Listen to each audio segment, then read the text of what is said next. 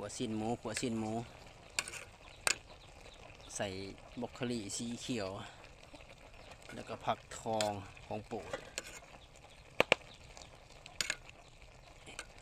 หมักอะไรก็ใส่นั่น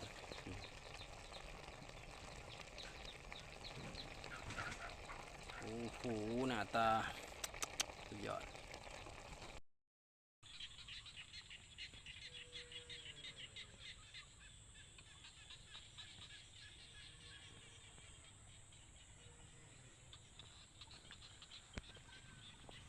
ตักน้ำสั่งให้เป็นความใสน้ำคำตีนบาน